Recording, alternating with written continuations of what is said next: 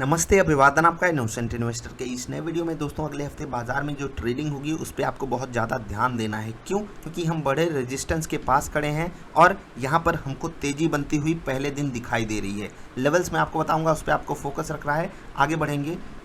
एक खबर आई थी, एक भाई साहब ने मेरे पास भेजी खबर कि सर एक 10 महीने पुराना आईफोन नदी में गिर गया था। ठीक है, बहुत ध्यान से सुनिएगा।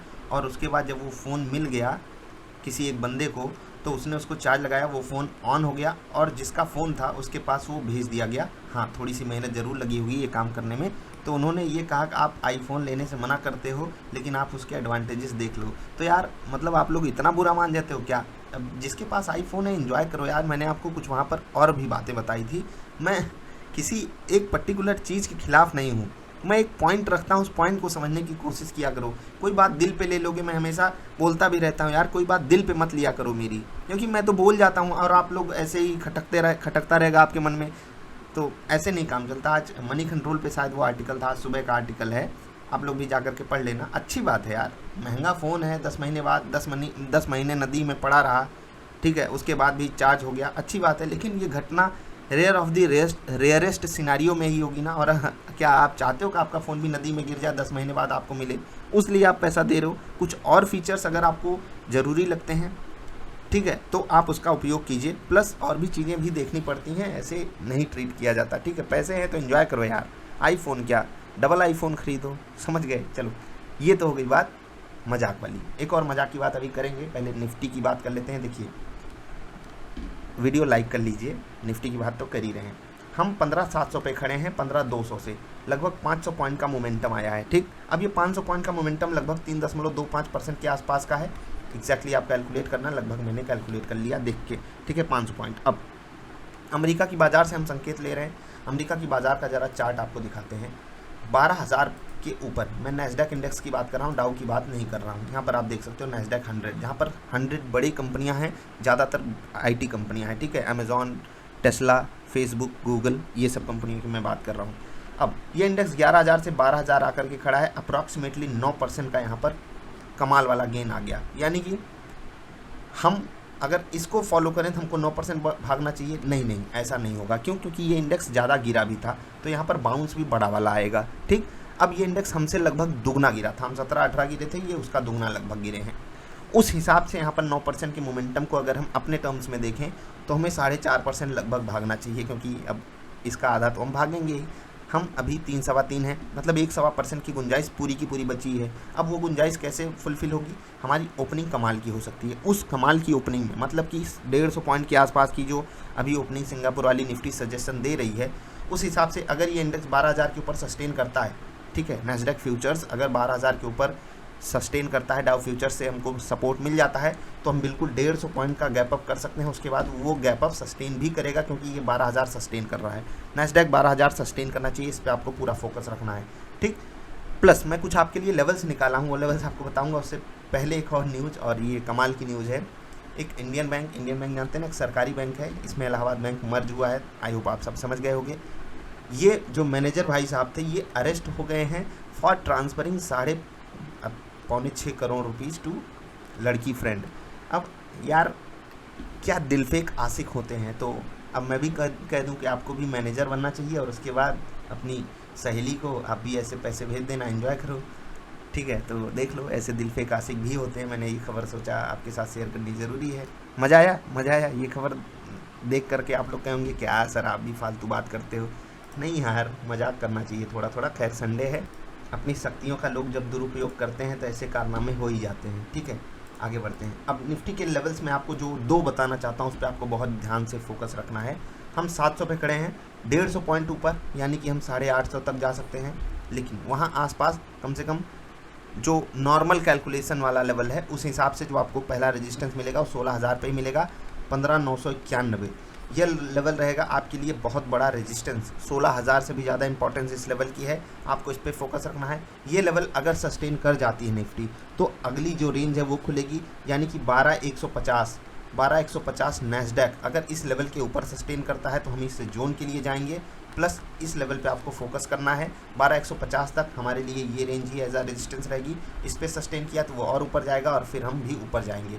बाकी जो निफ्टी के सपोर्ट रेजिस्टेंस लेवल्स रहेंगे वो मैं आपको बताऊंगा। आपको बता दूं स्विंग ट्रेडिंग स्टॉक्स जो हैं वो मैं आपको पहले ही दे चुका हूँ कल की वीडियो में, तो आप उन स्टॉक्स पे जाकर के फोकस करना। मैन्युफैक्चरिंग कंपनियों की जो प्रॉफिटेबिलिटी है वो 50% बढ़ी है और उनमें से भी मैंने कुछ स्टॉक्स सेलेक्ट किए हैं स्विंग ट्रेड करने के लिए। काफ़ी बेहतरीन स्टॉक्स हैं, तो कल वाली वीडियो जाकर के देख लेना। अभी मैं आपसे विदा ले रहा हूँ। अगला हफ्ता हमारे लिए कमाल का जा सकता है क्योंकि ओपनिंग हमारी बड़ी दमदार हो रही है, लेकिन कुछ बातों को आपको एकदम ध्यान में रखना है। क्या? सबसे पहले महंगाई वाला आंकड़ा और वहाँ पर RBI का कॉमेंट। हम पहले बार मैं आपको बता चुका हूँ +2 और -2 ये है RBI की, जिसे कहते हैं ना टॉलरेंस वाली वैल्यू, कि महंगाई ना 2% से नीचे जाए और ना 6% से ऊपर जाए। 6% के ऊपर लगातार महंगाई है, यानी कि RBI इसको अंडर कंट्रोल करना चाहेगा। वो बाज़ार में लिक्विडिटी कम करने की पूरी बात कर रहे हैं।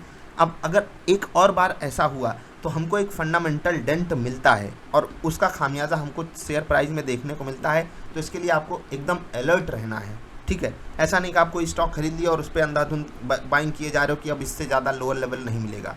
रूल्स पे ही स्टिक करना है 20, 30, 50। वहाँ पर अगर आपको ट्विकिंग करनी है तो कम से कम रिजल्ट देख करके करना।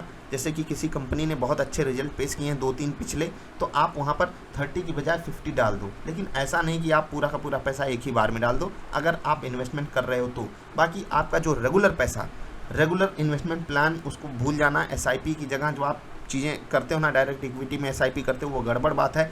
मैं बताता हूँ, धीरे धीरे फंड एक जगह पे इकट्ठा करते रहा करो, थोड़ा थोड़ा पैसा एक जगह इकट्ठा करते रहा करो, और फिर जब ऐसी मार्केट कंडीशन आए जहाँ पर आपको चारों तरफ से एक तरफ से अपॉर्चुनिटी आपको दिखाई दे, तभी आपको स्टॉक सेलेक्ट करके वहाँ पर यहाँ से पैसा निकाल करके डालना चाहिए। लेट से कि आप इंतज़ार किए और 2-2 हज़ार रुपये आप यहाँ पर 10 महीने डाले तो आपका 20,000 रुपये इकट्ठा हो गया, ठीक है। बहुत छोटी बात कर रहा हूँ लेकिन ठीक है, 20,000 आपका इकट्ठा हो गया। आपने 5 स्टॉक सेलेक्ट किए हैं, 5 स्टॉक्स में आप 4-4 हज़ार एक साथ डाल दो, क्योंकि अगर आप SIP करते रहते तो आपका एवरेज कहीं ऊपर ही होता, ठीक है। SIP आप लिक्विड फंड में किया कीजिए, लिक्विड एसेट में किया कीजिए, ठीक है। कैश में रखा कीजिए पैसा, और वो कैश अब यूज होने लायक है, उसको भी आपको 20, 30, 50 के रूल पे ही स्टिक करके करना है। जहाँ पर भी जिस तरीके से आपको समझ में आए वो आपको पैसा डालना है, लेकिन बिना रिसर्च के नहीं।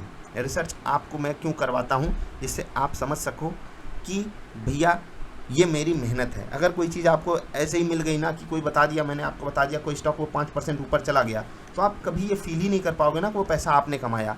कितना भी आप कह लो आप ही ने उसको यूज़ किया, कुछ भी करो, लेकिन वो अंदर से फील नहीं आएगा और फिर आप मेरे ही चक्कर में 5% गंवाओगे भी।